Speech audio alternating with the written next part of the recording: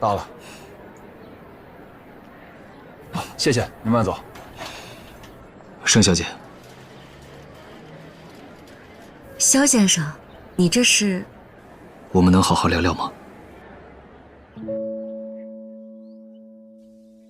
盛小姐，我要为我之前的鲁莽跟你道歉。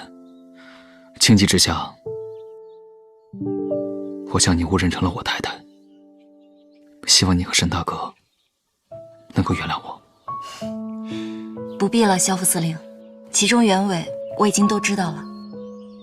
您的妹妹舒怡小姐来找过燕青，说实话，要不是亲眼看到您夫人的照片，我也很难相信，在大洋彼岸，竟然有一个和我如此相像的女子。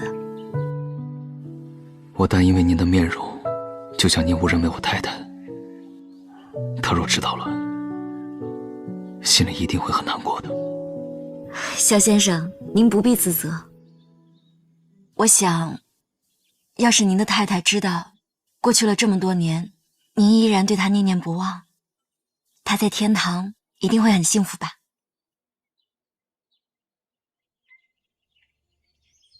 她恨我，是我错怪了她。她的离开，就是对我最大的惩罚，也是我毕生的悔恨。我想去弥补，可我无能为力。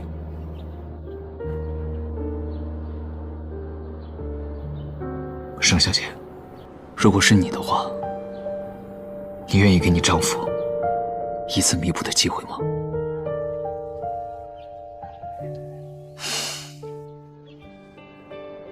既然我们两个是不同的灵魂，那我的回答也没有什么借鉴性。但是我可不会给我的前男友们再次犯错的机会，不然我就永远都遇不到燕青了。所以啊，萧先生，我觉得你还是应该朝前看，生活总是要继续的嘛。可能你和你的太太之前有过很多不幸，但是我觉得你应该去谈新的恋爱，拥有新的爱人，而不是纠结于过去。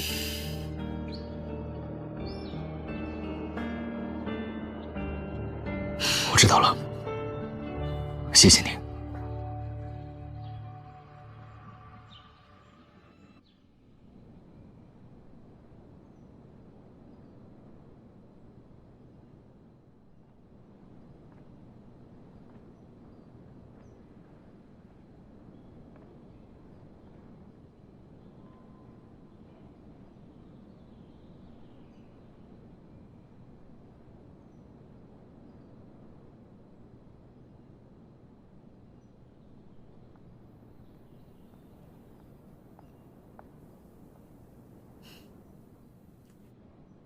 萧副司令，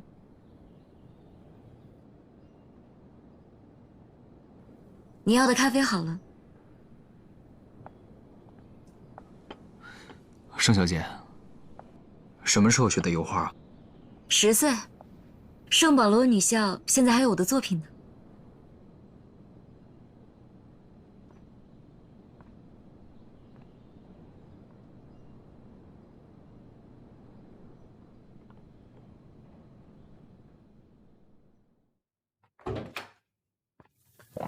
北辰，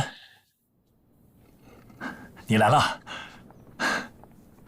来了也不说一声。回来了。回来了。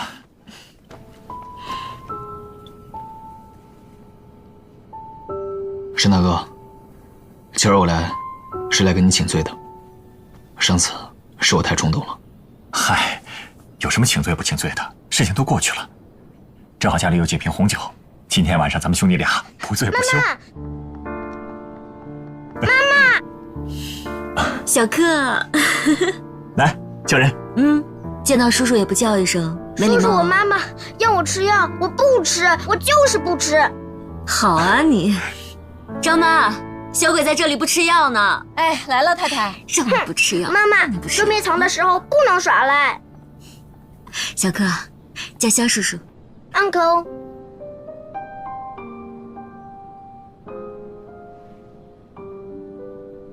沈大哥，我不知道你们连孩子都有了啊，一直没有机会跟你说，他叫沈科，3岁半了。来，儿子，给叔叔唱个歌吧，唱个英文歌。Dashing through the snow in a one-horse open sleigh, over fields it goes, laughing all the way. 好，唱得好，真乖。妈妈，爸爸表扬我了，你要奖励我吃冰淇淋，吃冰淇淋。我们冰淇淋吃很多了，肚子里会长虫虫。我们喝橘子水好不好？好。哎呀，就是惯着孩子，喝橘子水肚子里也长虫虫。沈大哥，喝橘子水。不好意思啊。行，那我们今天还有些别的事，不吃冰淇淋了。我们改天吧。不是说好一起吃饭的吗？啊，我还有军务在身，谢谢你的好意，下次吧。哎，北辰，肖副司令，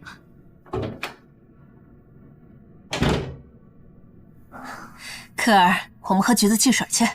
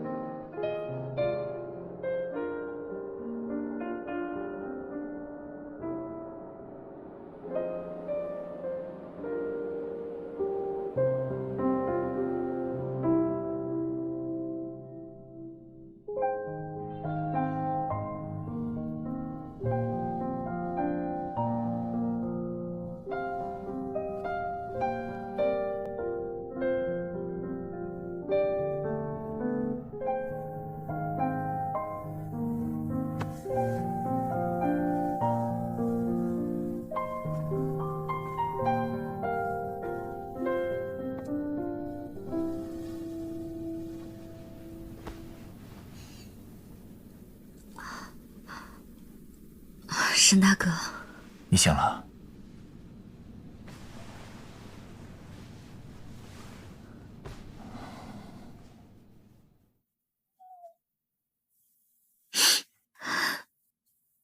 说实话，我还是第一次看到北辰这么落寞的眼神，看得出他很伤心。他伤心，他再伤心，也换不回我未出生的孩子。杭静，虽然我们来之前做了诸多的准备，但是身在其中，我才体会到，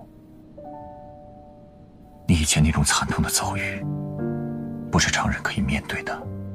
毕竟你还没有正式加入组织。如果你感到为难的话，我可以跟组织申请。沈大哥，自从竞标的消息一出，我知道你们就试图派人打入东大营，以了解萧家对日本人的态度。可是东大营却始终是铁板一块，杜恒又在随领驻守。我很清楚，我是目前最能接近萧北辰的人。你放心，既然我同意回来，就不会让私人感情影响到我们的任务。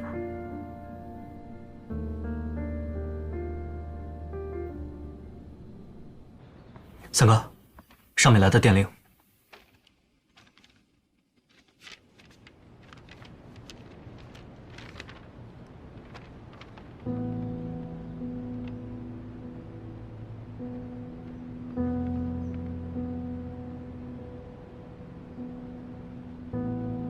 就回复他们说，知道了。代号为候鸟的共产党直北地区领导人已抵达北新，命我部肃清乱党。没错，我们现在当务之急是要以港口的事情为重中之重。况且，我也不可能因为一个政见不合的人就满城搜捕。再说了，此前发生在上海的屠杀，绝不可能发生在北新。回复他们知道了，就够了。好。哎，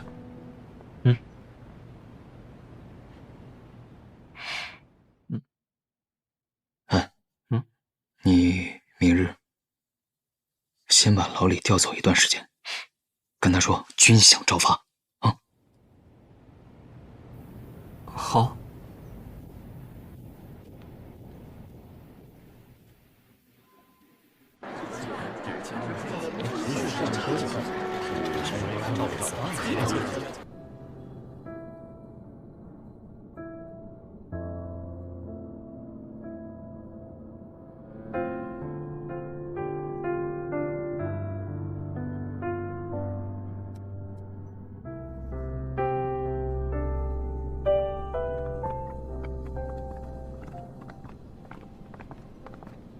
小宝宝，哎，起。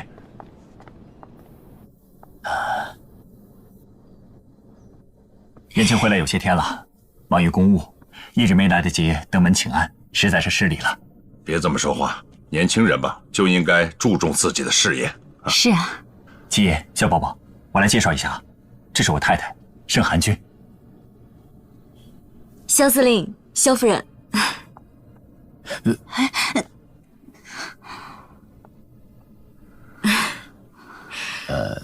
七爷，这是国外的一种礼节，表示寒君很热情。不好意思啊，我忘了国内还不太习惯拥抱。啊，萧司令，很高兴认识您。我也很高兴。哎呀，燕青真是好福气啊！盛小姐长得真是标致，如果不是我亲眼所见，我还真不敢相信。你跟我们杭锦真有几分相似。这一点，萧副司令已经通过各种激烈的方式告诉过我了。嫂子，就别拿这事打趣我了。啊，我们别站着说话了，入席吧。好，来，请。走。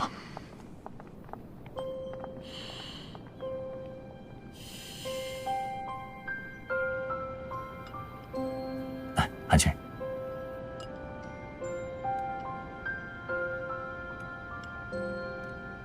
嫂子，没想到你在欧洲长大，筷子用得这么好。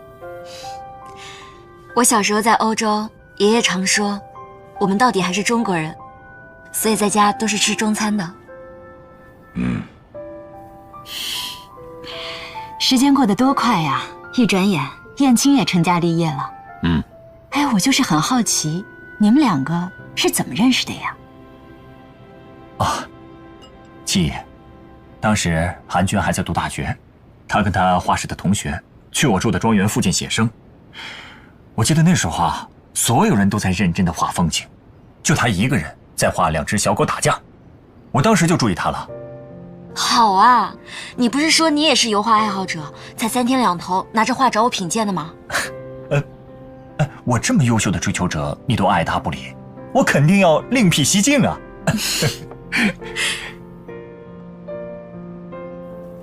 盛小姐，你在英国生活在哪个城市啊？住在伦敦。伦敦？听说伦敦有很多好玩的地方，有一个什么什么钟。戚夫人，您说的是大本钟，那是伦敦的标志性建筑，它每隔1小时就会响一次。它每次敲响钟声的时候，那个声音就会响彻整个泰晤士河畔。还有啊，我爷爷的公司也在泰晤士河那边。小时候，我经常跟着爷爷去看他们那些大人们板着脸买股票，特别无聊。我觉得还不如在广场上喂鸽子来的有意思呢。你们俩的性格呀，倒是挺般配。哎呀，别看现在这个燕青是位翩翩公子，小时候啊，没少跟这个北辰干那些上房揭瓦呀、下河摸鱼的那些事儿，对不对啊？行了你，孩子们都长大了，你还当着人家夫人的面揭人家短儿。没事，七姨，这韩君啊，就喜欢听我小时候的糗事儿。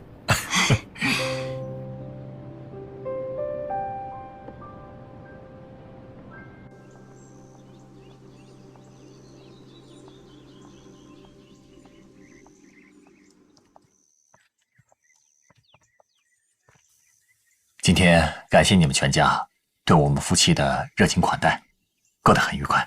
沈大哥，你这说的什么话？我们本就是一家人。哦，对了，其实还有件事想请你跟嫂子一起商议一下。哦，什么事？你尽管说。北新港刚开始国际竞标，这少不了跟外国人接洽。我的秘书呢，因为家里有事，临时请辞了。这不，听闻嫂子精通3国语言，还想请嫂子过来帮个忙。啊，这……沈大哥，你不会还在意我之前的冒犯吧？北辰，你误会了，之前的事情，咱们兄弟俩不都解释清楚了吗？我完全能理解你当时的心情，只不过韩君平时生性爱自由，不爱拘束，作为一个秘书需要小心谨慎，我担心他不能胜任你的工作。若非时间紧迫，我也不会贸然请求。既要通晓外语，又能让我信得过的，除了嫂子，我实在找不到第2个人选。这没关系的，燕青。既然萧副司令都开口了，我反正平时也很清闲，去帮忙没有问题的。啊，好，这样的话，那就太好了。不过在上班之前，我可有几个小要求，希望您能理解。那是自然，你说。首先呢，我每天早上既要练成功，又要照顾小克，所以我希望上班时间能够自由一些。当然，还有吗？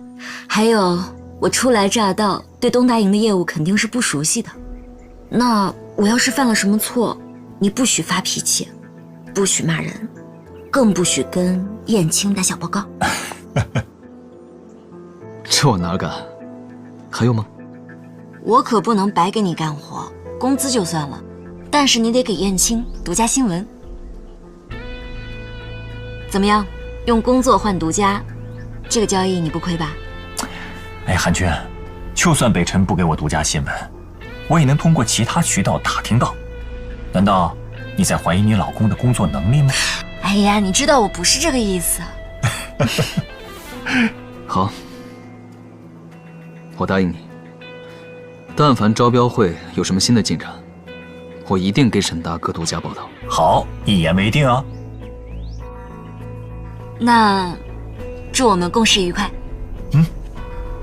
那好，明早8点，东大营见。哎，这么快就忘记咱们的约定了？说好的上班时间自由的。明日东大营，全天恭候。好了，北辰，那我们先走了。再见，走吧。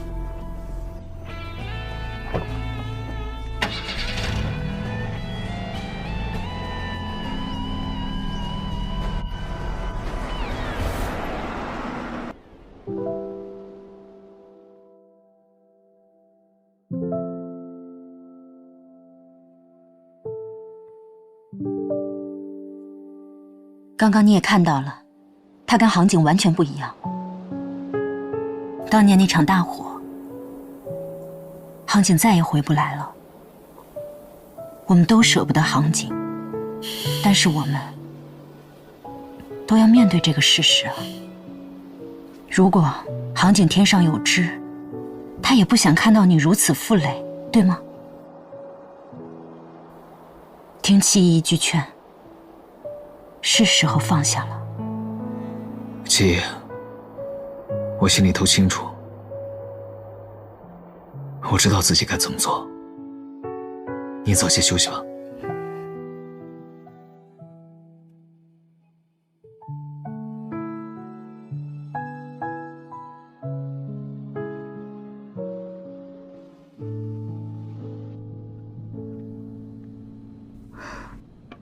沈大哥，你怎么还不休息啊？我睡不着。韩君啊，这次回来，我发现北辰比我想象中的还要心思深沉。以我对他的了解，你的出现，他不可能这么快冷静，也不可能轻易的相信你的身份。而他现在会突然承认他认错人了，我觉得他是在跟我们玩一招，以退为进。你去了以后，他肯定会想方设法的试探你，你要慎之又慎。我明白，我一定不会暴露自己的身份。你也知道，这些年我都是怎么过来的。韩娟，这些年真的是辛苦你了，但这次任务艰巨，你要做到随机应变。你说的我都记住了。不过沈大哥，以你的判断，你觉得萧家会和日本人签共荣书吗？如果从个人的角度来说，我相信北辰。但是现在萧伯伯是营军的总司令，他的态度可就代表着萧家的态度。我在萧府多年，对萧伯伯的为人还是了解的，他绝不是卖国求荣之辈。可他一直对京城马首是瞻。是啊，但是这次京城他特地授以国际竞标，让日本人有了竞标权，萧家也没有反对。这里面的利益交割，萧家到底有没有参与，咱们真的不好判断。万一京城施压，萧家让这个港口落在日本人手里，这结果就不堪设想。咱们绝对不能让这种事情发生。我明白，韩先生一直是我们信任的伙伴，而且在救助爱国人士时，他多次慷慨解囊。北新港只有交到他手里，才不会被居心叵测的人利用。沈大哥，你放心，你尽管和青年会展开工作，萧北辰这里就交给我，我一定会想办法弄清萧家的立场。好。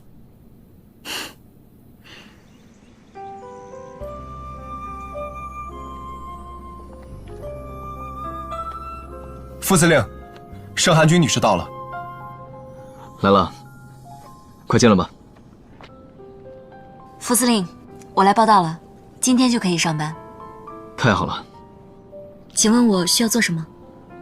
来，这些呢都给你准备好了，这是所有的外国公司对于北新港竞标的一些提案，希望你以中英文双语呈上，并且在1周之内完成所有的审核，送去华兴饭店，交给专家评审组审阅。好的，没问题。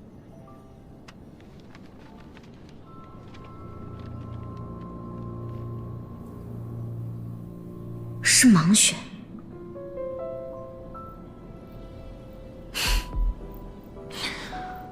来，我带你看看你的办公区，就在这里。要不你先试试，这打字机用不用得惯？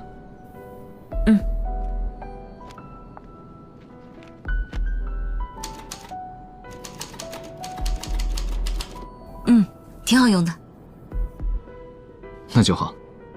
既然来了东大营，以后在军中便称你为盛小姐，这可以吗？没有问题啊。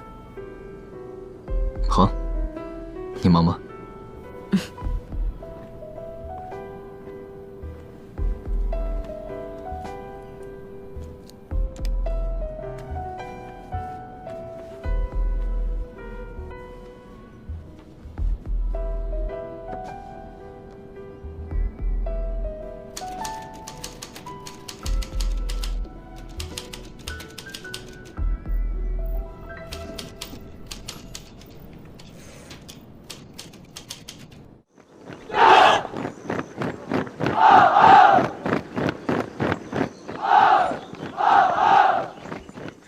哎，三哥，你说你怎么突然把盛安君给找过来了？哦，哈，我说你怎么让老李走了？三哥，有些话我知道你不爱听，但是我还是得跟你说。你说。相似之物最容易让人迷惑，影响判断。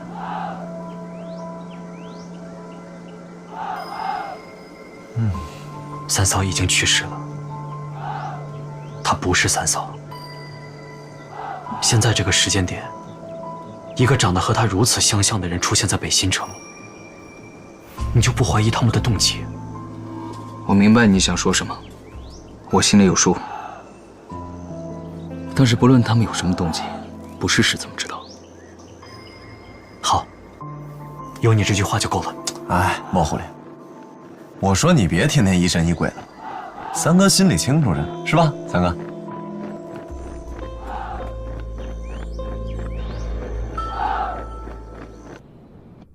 其实这次的表彰啊，你也有份儿。嗨，兄弟之间计较什么呀？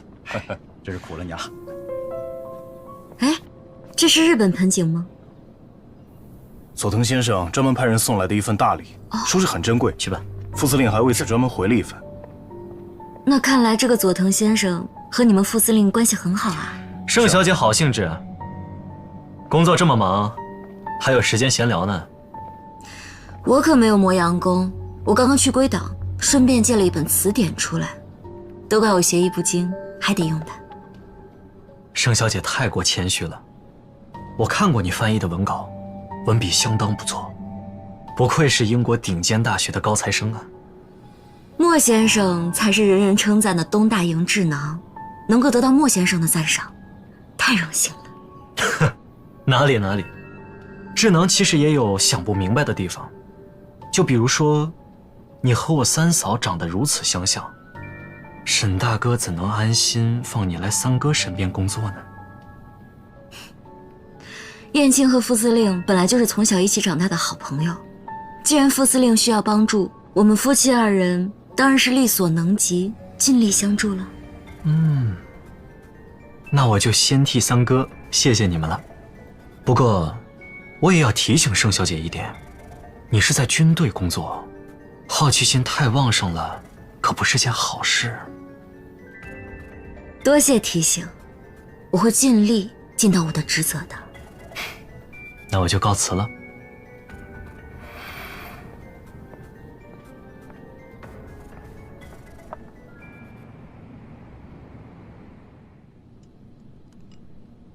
怎么样？最近有没有什么新的线索？最近萧北辰让我翻译的只是一些普通的竞标说明，竞标流程是盲选，目前看来至少算是公正。哦，对了，我最近发现了一些档案，都是东大营和日本人的商业合作，不过只是一些正常的经商审批，没有发现重要线索，也没有共荣数。这件事没那么简单，要沉住气，慢慢来。我会再找机会。来，给你块肉。谢谢。先生，太太，今天有一位太太故意接近我，询问两位的事情。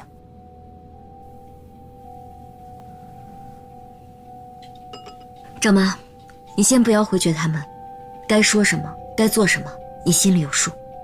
是，太太。去吧。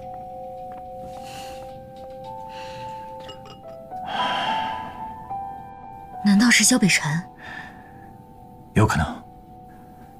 不过除了他以外，还有其他人更想知道你的身份。那会不会是郑凤琪？不能排除他的嫌疑。据我所知，这个郑凤琪最近跟日本人走得很近。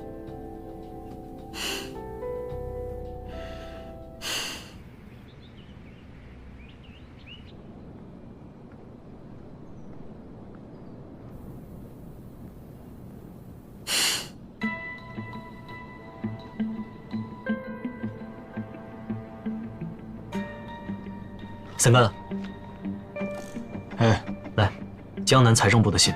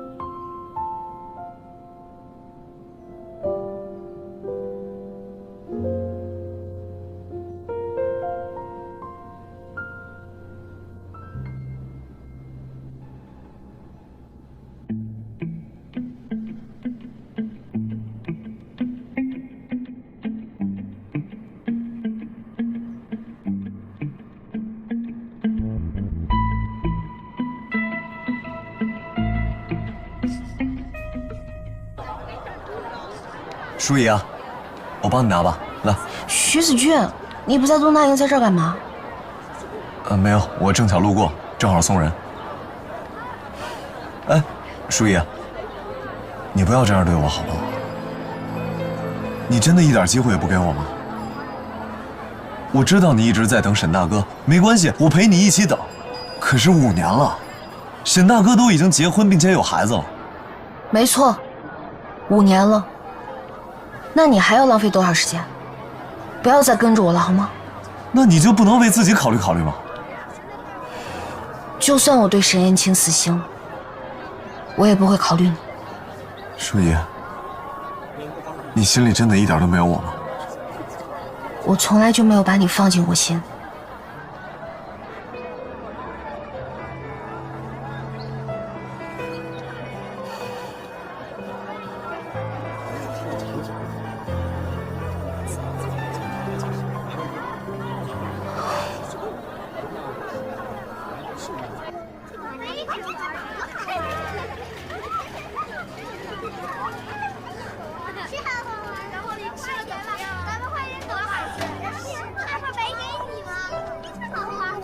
谢谢。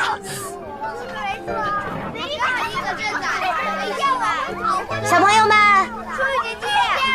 来，乖不乖，最近？看我给你们带什么了？哇，好漂亮！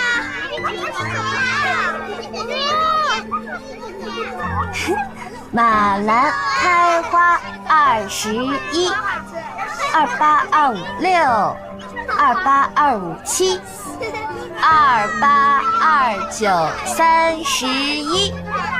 来，我们再来一遍啊！马兰开花21，就像这样，会了没？会了。刚才我态度不好，跟你道歉。傻子。有三哥跟莫狐狸在，我也聪明不了。不过傻人做事一根筋，你可准备好了？预备。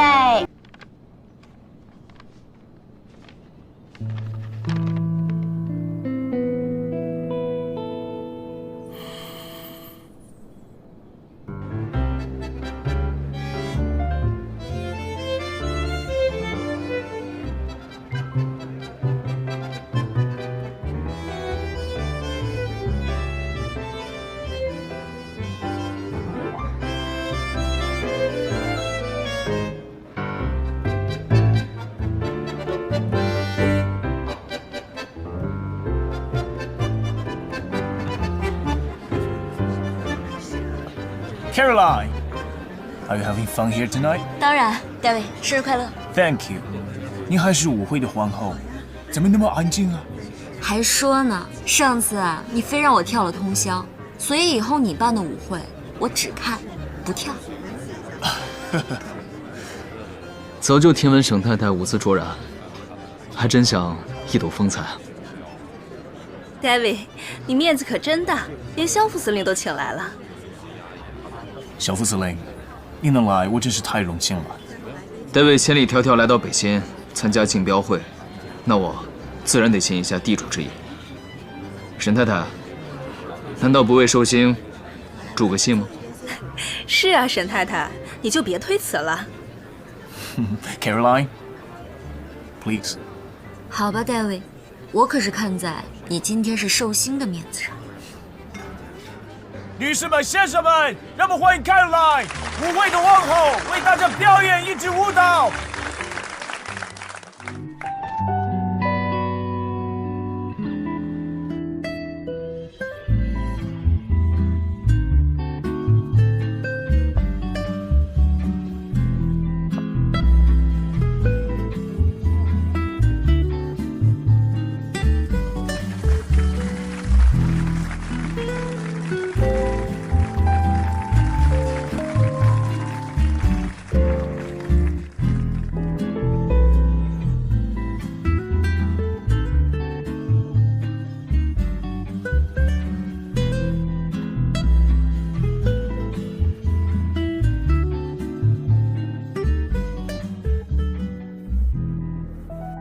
盛寒君自幼学习国标，会英语和德语。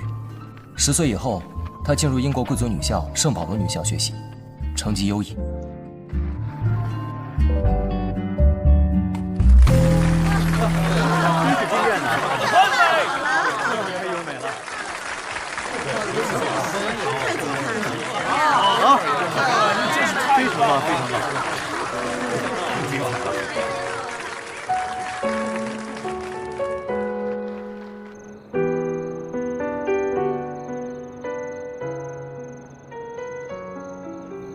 萧副司令，你怎么来了？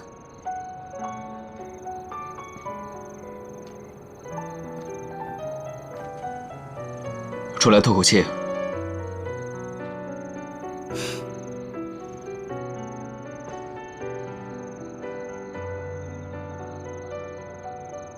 没想到，你舞跳的还真不错。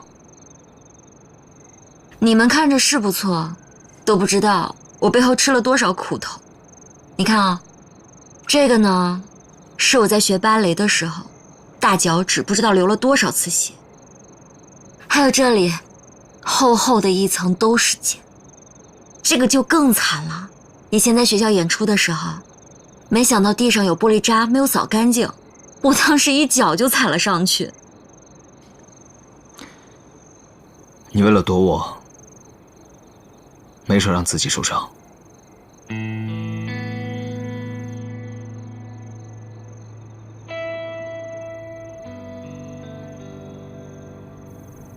萧副司令，你又来了。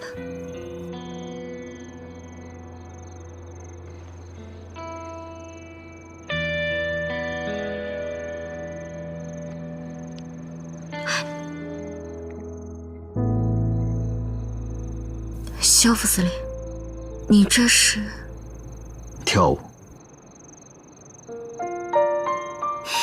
好啊。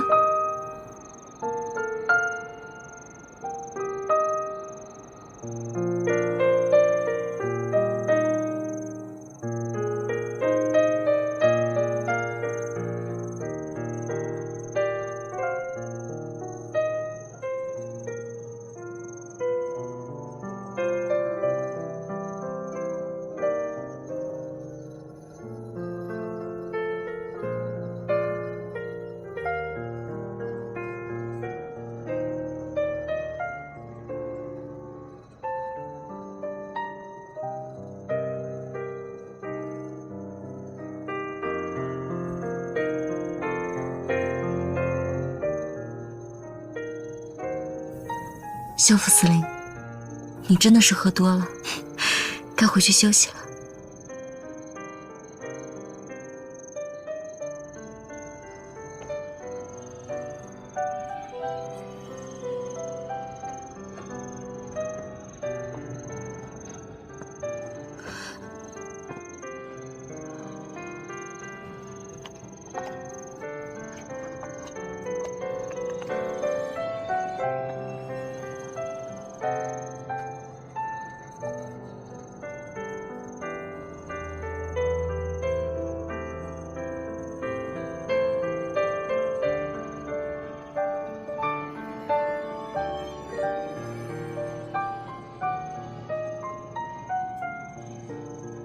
我等着你，等你想好主动来找我的那一天。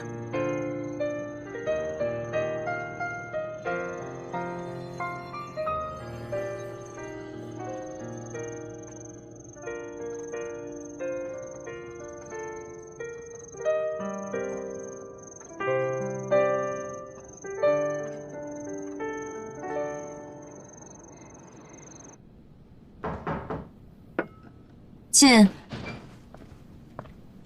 凤琪小姐，这段时间我们一直派人接触沈府的佣人，照他们的话来说，盛寒君和沈燕青就是夫妻，而且他们还有一个孩子。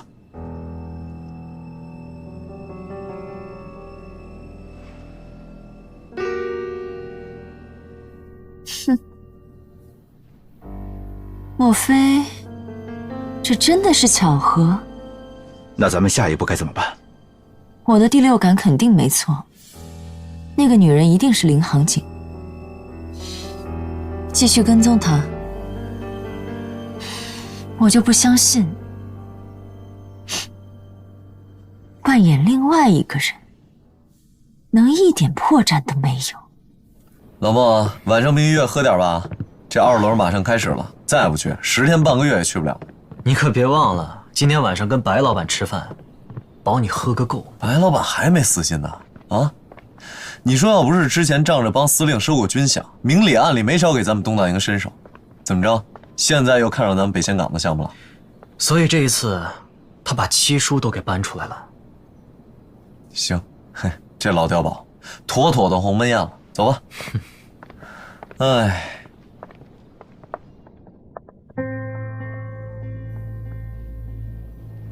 走吧，走，今儿可不能迟到。哎，这顿酒可不好喝啊，三哥，晚上靠你了啊！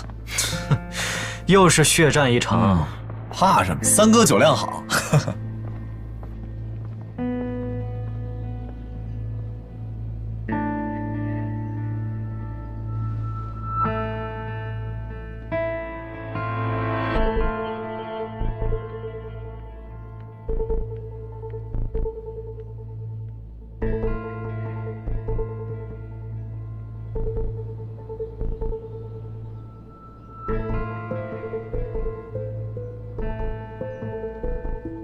盛小姐，您还没走？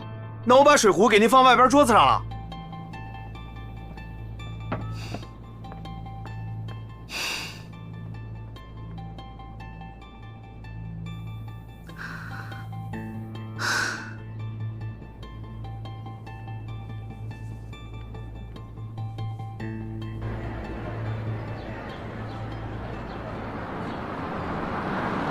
停车。啊，三哥，怎么停这儿了？这哪儿啊？我在想，要不你们俩替我参加晚上的局吧？你不去了？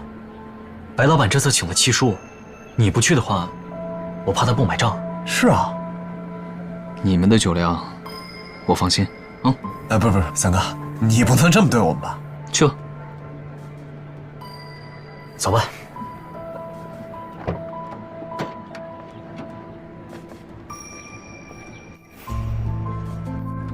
掉头回去。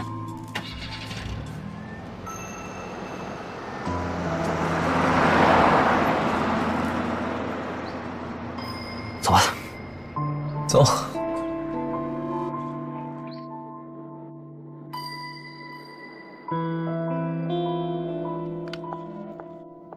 下班了，走吧，走吧，走。盛小姐还没走呢。加会班。那我先走了。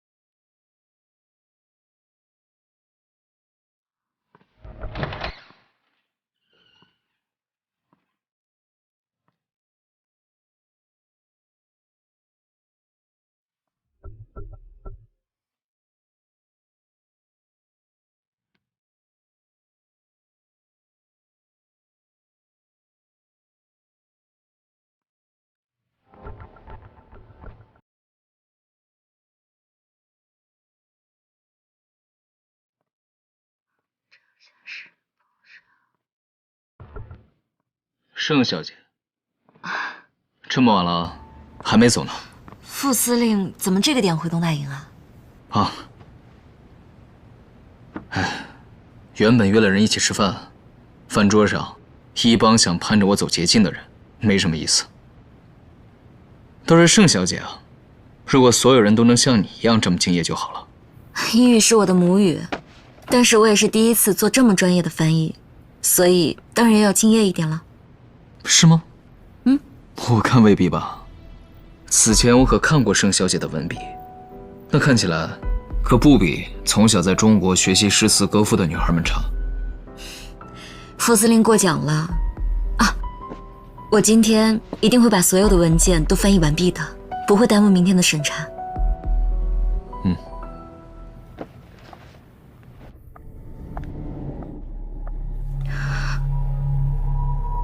你在这儿等一下，我去看看。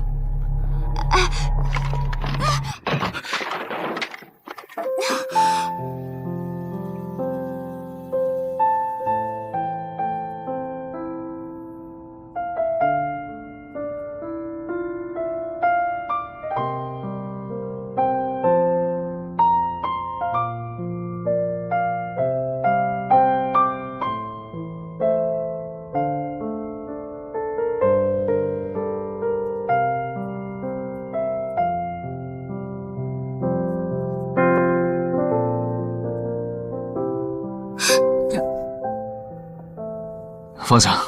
对不起，副司令。怎么回事？报告副司令，因为短路的原因，导致开关都烧了，电工正在抢修。多久能修好？可能还要再等一会儿。这个你先用。先下去吧。是。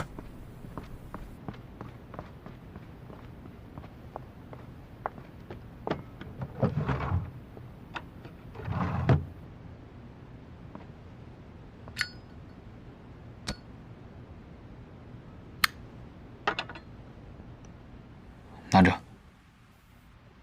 这样最起码还有点光。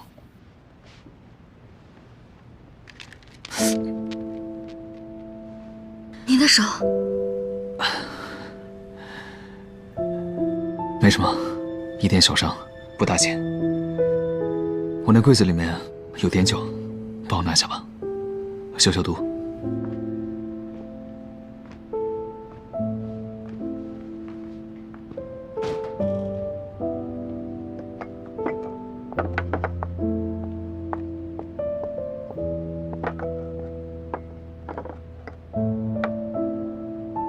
我来吧。我来吧。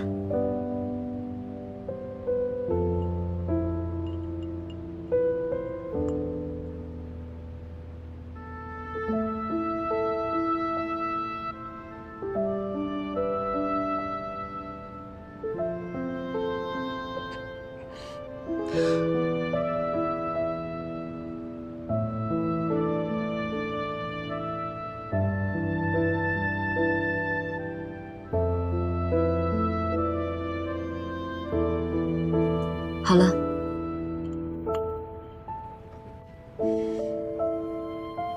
我去拿点东西包扎一下。好。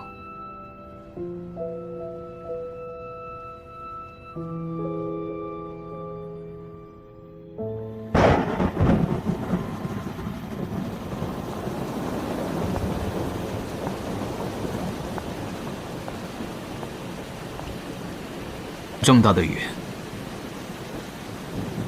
我送你回去吧。走吧。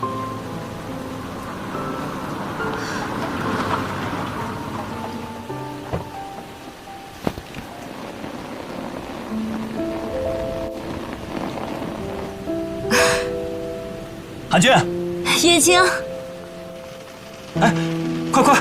哎呀，傻瓜，你跑什么呀？这都湿了。你怎么来了？下雨了，过来接你啊！傻瓜，淋雨了容易生病的。北辰，盛大哥，真是个好丈夫啊。北辰，这么晚了还没下班啊？都是我的不是。这样，明天10点，华庆饭店。好的，我一定会准时到。那副司令，我们就先走了。快回去吧。走了。走吧。走。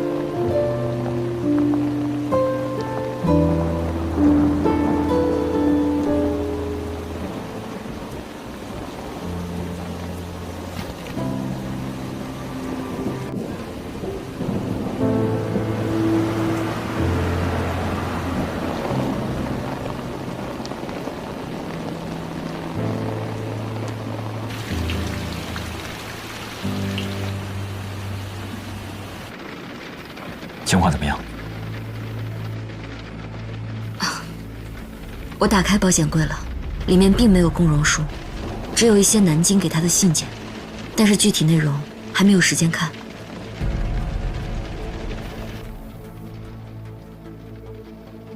不管怎么样，现在当务之急是不能让日本人控制北溪。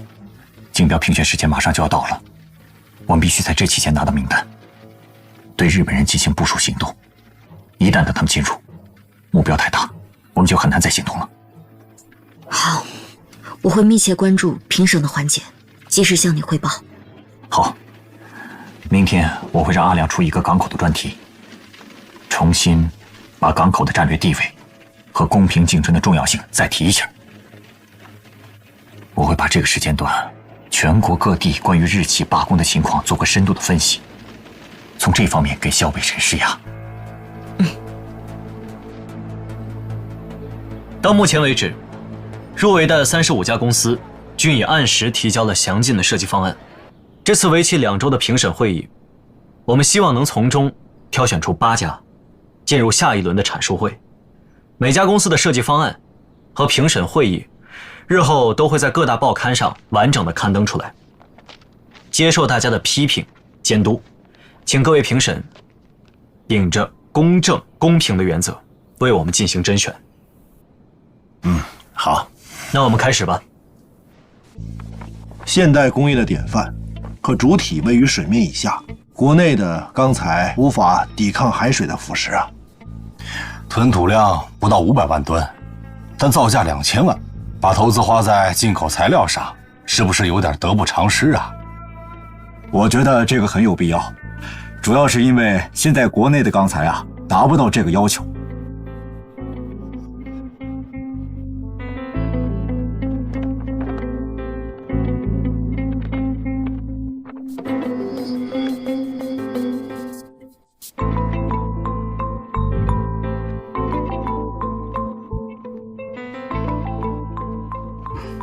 What do you think? That was excellent. Of course. 副司令，回家之后我会把今天的专家评审意见整理出来，作为参考。好。对了，盛小姐，从今天开始，所有的评审环节都将是封闭式的。在这期间，吃、住都是在华兴饭店。为了避免消息泄露出去，期间不能回家。子俊，你没跟盛小姐说过吗？不是，三哥，你没怎么能没有说过？昨天晚上吃饭的时候说的，你是不是吃多忘记了？我想起来了，盛小姐，不好意思，是我个人的问题，工作失职，对不起。副司令，你之前答应过我说下班时间都是自由的，现在你可是限制了我的人身自由啊！盛小姐，为了公平起见，封闭式竞标也是临时决定的。现在外面那么多双眼睛盯着，包括沈大哥，时报记者每次都能拿到第一手的资料。我想盛小姐不会无视规则，让副司令为难吧？当然不会了。那就好。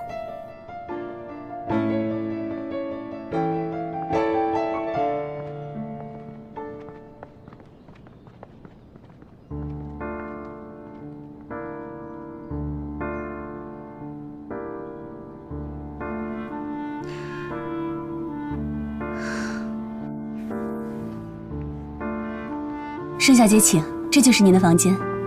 酒店是24小时提供热水的。哦，这边是起居室，会有人专门为您提供服务。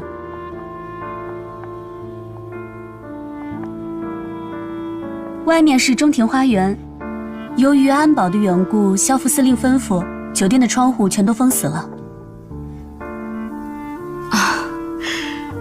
这个房间挺不错的，不过我得先打个电话给我丈夫，让他把我的行李送过来。盛小姐放心，萧副司令已经为您安排好了，进来吧。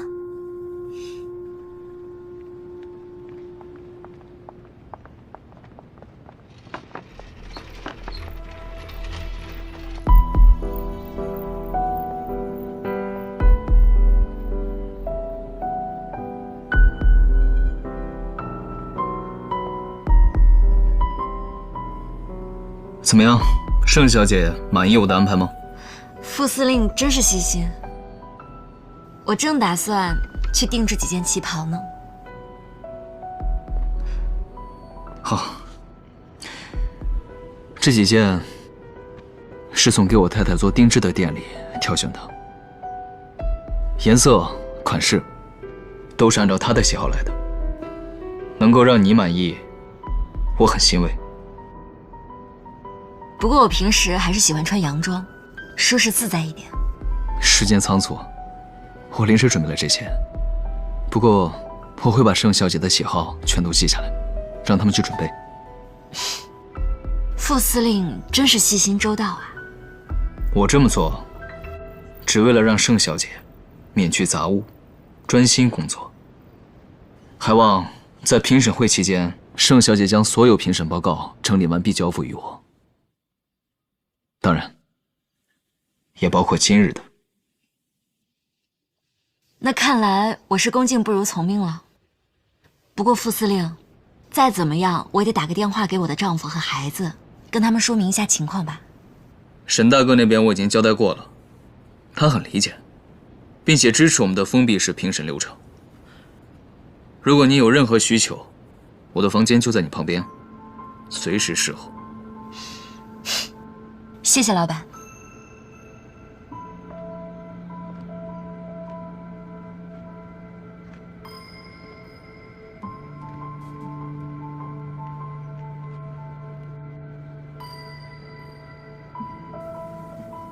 盛小姐，那您好好休息，有什么需要尽管吩咐我们。哦，对了，我睡前有喝点小酒、听听音乐的习惯，可以在我房间放一台唱片机吗？当然可以啊，您还可以将您喜欢的唱片名单写下来，到时候我们连同唱片机一起给您送到房间来。好，谢谢。不客气。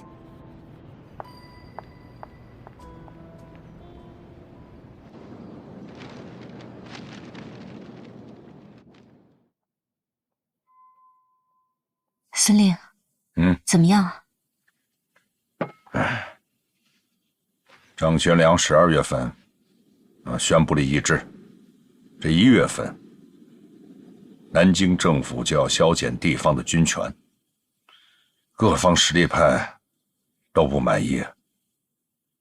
你说这统一的，能坚持多久？那总司令什么意思？总司令肯定不会同意。要是这么僵持下去的话，肯定会引发战火。我现在只能尽自己最大的努力，让直北和南京方面求同存异。司令，不管你选择什么样的路，你走到哪儿，我都跟到哪儿。哎，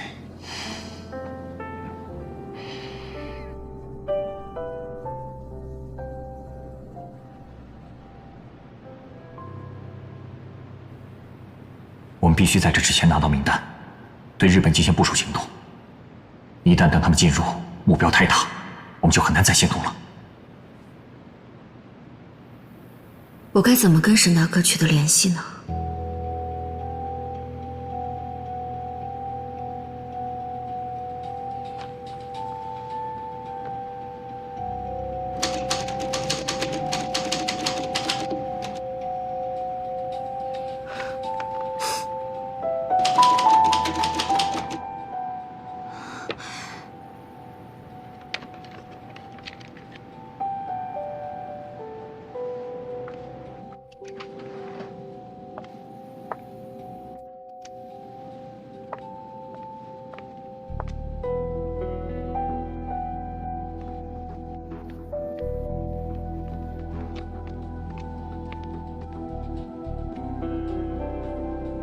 副司令，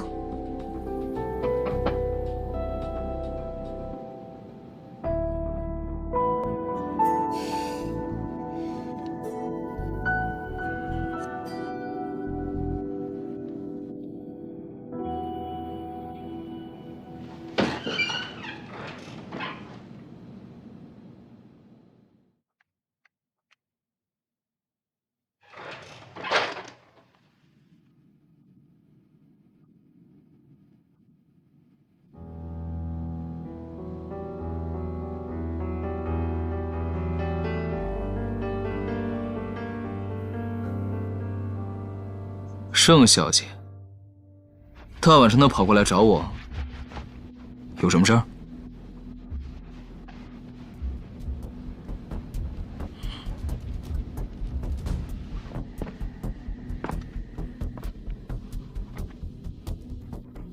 盛小姐，这是脸红了吗？看起来盛小姐并不像传说中的那样。像西方女孩一样开放。副司令，你倒是比我想象中的要开放很多。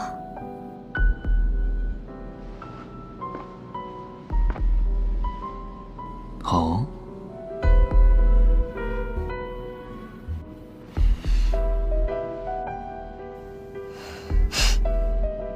其实我想提醒副司令，要是有人偷拍下我们现在这幅画面，恐怕明天北新的报纸头条就是北新港平省阶段萧副司令和女秘书的桃色绯闻了。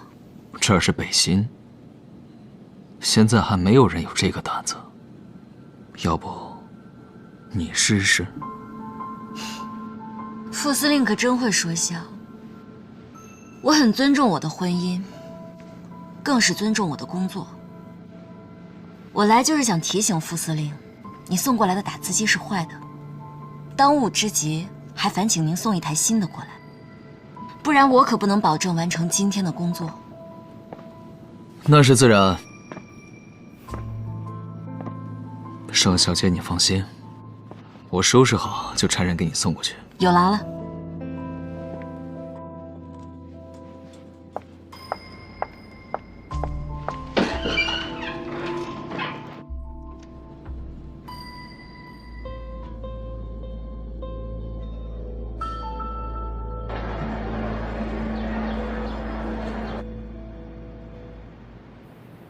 其他的方案基本上就放弃了这片海域。大和商会的方案是以两山对峙形成的狭小区域为出海口，缩短了通向朝鲜的航线，增强了隐蔽性和防风性。我们再来看一下这个东面和西面。这个方案啊，它的优势之处就在于这两边的山石形成了天然的防波堤，大大的降低了成本呐。这是我需要考虑的事。写错了。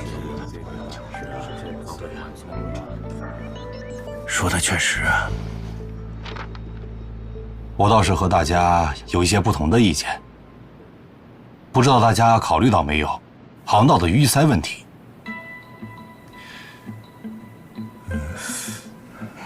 这之前倒是没有人提到过啊。是，确实是一个值得考虑的问题。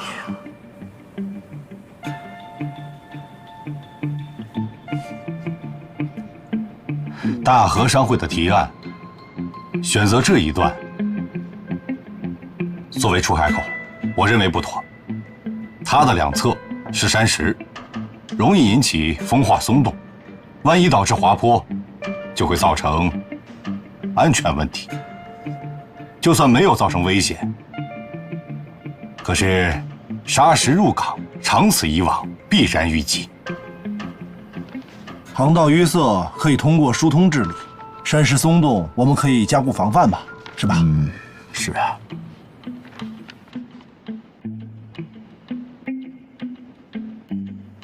就算山石松动，知道一张拦截网不就结了吗？这个事情，但是拦截网的王教授啊，是你这个议案，我觉得不妥，我不赞成王教授这个点。你觉得怎么样啊？哎，你看这个地方都设计不合理的，你看看这儿，我还是同意这个方案。这完全行不通啊！那看来各位对大和商会的方案颇有争议。那我们先看下一个吧。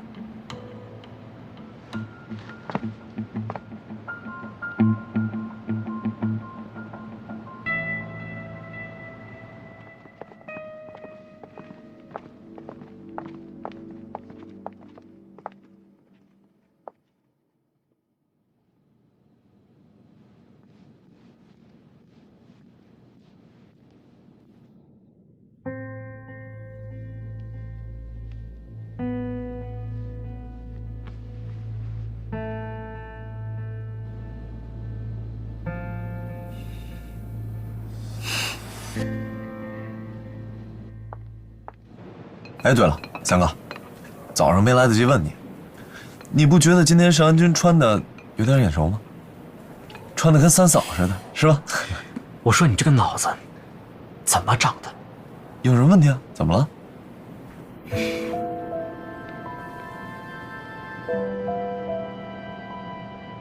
说曹操，曹操就到了。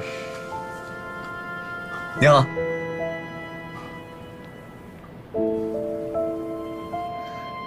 三位在聊什么呢？我可以坐在这儿吗？当然，有家人相伴是我们的荣幸。请。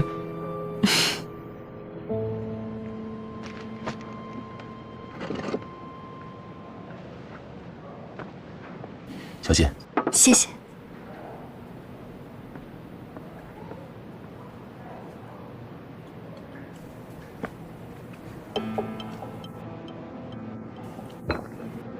你手怎么了？啊，没什么，就是房间背阴，然后又挨着花园，我就长湿疹了。我差人给你拿点药过去吧。不用了，药膏对我不太管用，我一会儿到回廊晒晒太阳就好。那这样，我房间旁边有一间朝阳的，一会儿你搬过去。那就谢谢副司令了。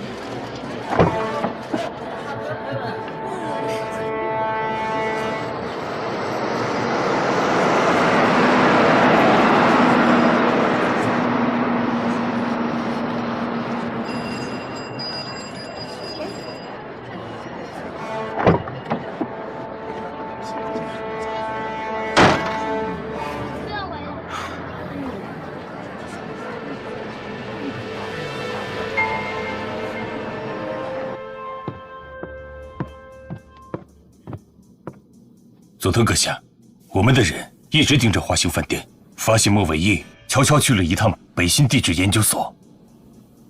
地质研究所？他去那儿干什么？找了顾启文。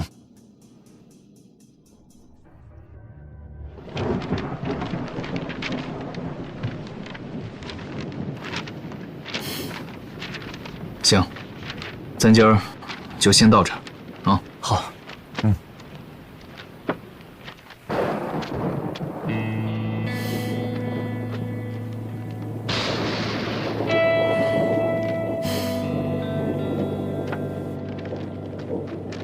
你们两个先走。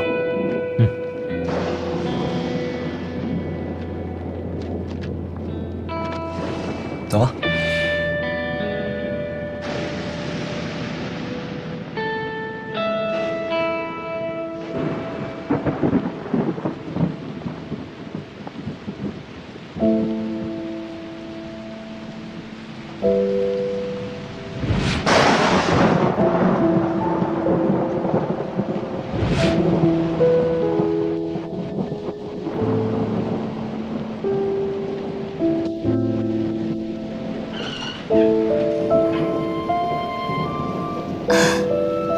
司令，您这是怎么了？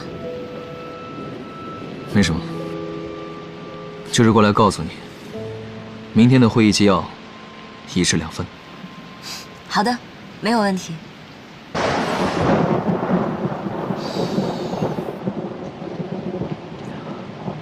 这么大雷伤不怕吗？打雷有什么好怕的？副司令真是过分细致了。啊，我看酒柜里有几支酒不错，怪你招招。盛小姐自便，但明天还有工作，适当饮酒。遵命。早点休息吧。晚安，副司令。